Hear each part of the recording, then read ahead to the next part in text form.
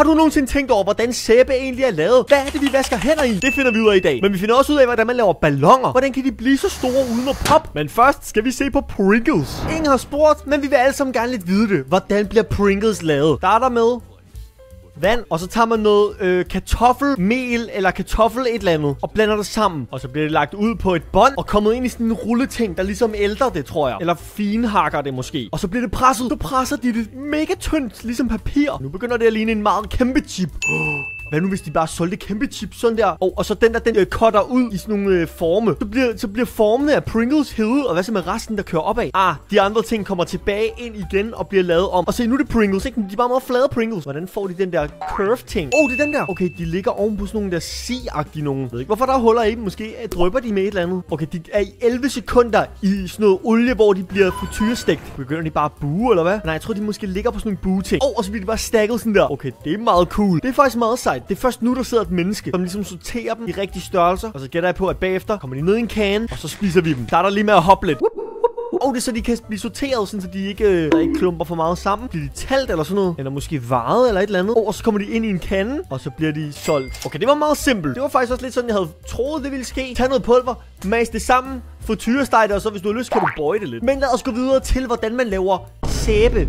Det vil jeg også gerne vide. Okay, det starter med at boble og koge, hvor der kommer noget dyrefedt og sådan noget grøntsagsfedt og så noget vand ned i en stor balje, og så bliver det simpelthen kogt op. Men så det er bare fedt. Okay, jeg håber også, der kommer noget rensemiddel ind på et tidspunkt. Nu står det bare lige og blopper lidt der, ikke? Det ser lidt klamt ud, vil jeg bare sige. Det er det, vi alle sammen vasker hænder i. Det er godt at vide. Vent. Så efter det er færdigt, og det ikke koger mere, så bliver det størknet, og det der er tilbage, det er det, der er sæben. Og så bliver det simpelthen stift. Åbenbart fedt bliver jo stift, når det så ikke er flydende, eller når det ikke er varmt igen. Og det er så det, der gør det til sæbe. Og nu kører de det så ud. Bliver most endnu en gang. Godt at blive most. Jeg føler, at ting, der bliver most, så bliver det sådan, det bliver æltet, ikke? Det er godt. Så får det lige en lille massagetur. Så er der nogle mølleting, der presser sæben.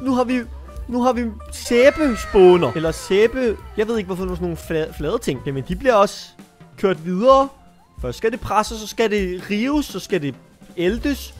Og hvad sker der så nu? Så bliver det drejet. Det var det step, vi manglede. Og blive drejet selvfølgelig. Og så kommer det ud som sådan noget hakket kød. Det er lidt sjovt. Det bliver godt nok kørt igennem en masse maskiner, som former det på en måde. Nu kommer det ned til et lille hul. Og nu kommer det ind i en mixer. Nu er det meget fint, ikke? Nu er det blevet sådan meget fint. Og nu bliver der... det er farve. Okay, så det er sæbe lige nu. Men der er jo ikke nogen, der gider at... Det ved jeg ikke. Vaske hænder i en hvid sæbe. Vi vil have en blå og rød og alt muligt. Så nu skal der farve i. Og så går det simpelthen bare mok, indtil der kommer et eller andet farve i. Og så hælder de sådan noget olie i, som gør, at det dufter af ting. Okay, det er også en god idé. Godt med duft og godt med farve. Og det bliver så bare mixet sammen. Det ligner stadig bare, det er meget tørt og sæbespåneagtigt.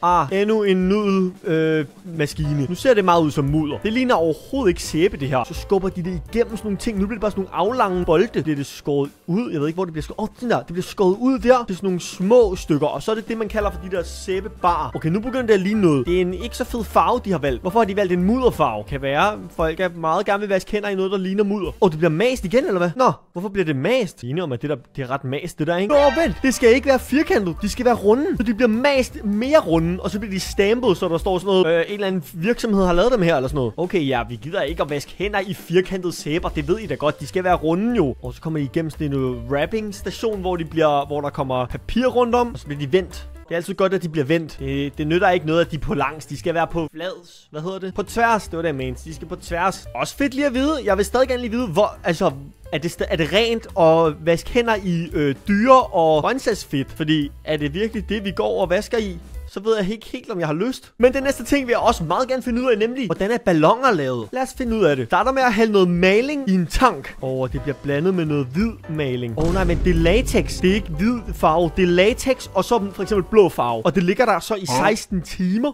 Og så kan man gøre det i forskellige farver. Nu ser vi bare lige den blå, åbenbart. Og så når det bliver størknet. Nej, det er sådan nogle metalting, som man dypper sikkert ned i det der væske. Okay, så har det ligget der i 16 timer og boblet.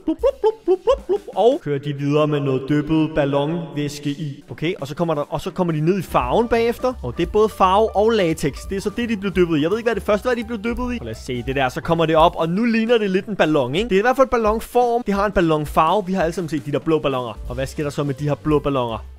Hvor de bliver kørt videre. Klart, de skal ud på en lille rejse. De kan ikke bare De bliver børstet. De bliver børstet. Nusse.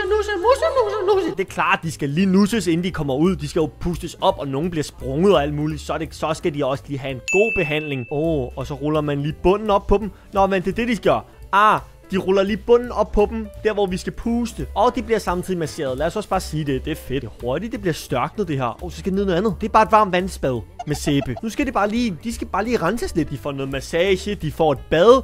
Okay, balloner har det godt. Og det gør det samme med røde og med gule balloner. Så det bliver meget varmt. Det er også lidt fedt. Så kommer de hen til en anden station. Hvad sker der nu? De bliver dyppet i talkumvand og normal vand. Okay, det er åbenbart, så de lettere kan blive taget af deres ballon metalform nedunder. Fair nok. Jeg tror, de er blevet dyppet i sådan noget 4 forskellige ting nu. Og så er de blevet skilt ad nu. Og godt med rigtig menneske. Jeg ser et rigtigt menneske der. Hvad laver han? Hvad sker der egentlig i den der maskine? De får dem til op. De puster dem op. Og så flyver de simpelthen bare op i luften. De bliver suget. Det er meget sejt. Og så kommer de simpelthen til at ligge op på det her conveyor belt. Og så bliver de simpelthen... der er nu det rigtige menneske, der samler dem op og lægger dem ned i et andet sted. Og hælder mælk på dem. Er de tørstige nu?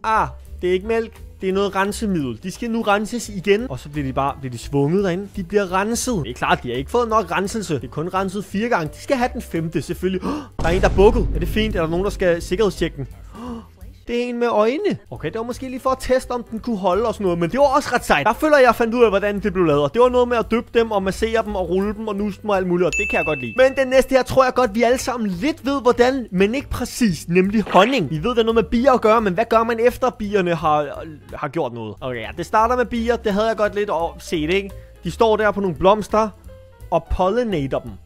Jeg ved ikke, om de suger noget fra dem. Det tror jeg, de gør. Så nu har de suget al den der pollen op, og så løber de hen til deres bisted og puster det ned i de der huller der. Eller de puster det ikke, de tykker det åbenbart. Det skal lige tykkes godt igennem. Så honning er sådan noget tykket pollen fra bier. Prøv at se det der. Man kan godt lidt se, at nu ligner det bare ting, at bier har tykket på. Og så lægger de simpelthen sådan et form for bilåg på, sådan så at det flydende honning ind i midten bliver der, så det ikke bliver, det ved jeg ikke, flået væk af nogle andre bier eller sådan noget. Så kommer der en beekeeper der, ikke? Og puster lidt til noget. Jeg ved ikke, hvorfor han gør det her. Det er en smoker, hedder det. Så der kommer noget røg ud på de der. Og bierne er simpelthen bare ligeglade. Han kan... Han tør han det der?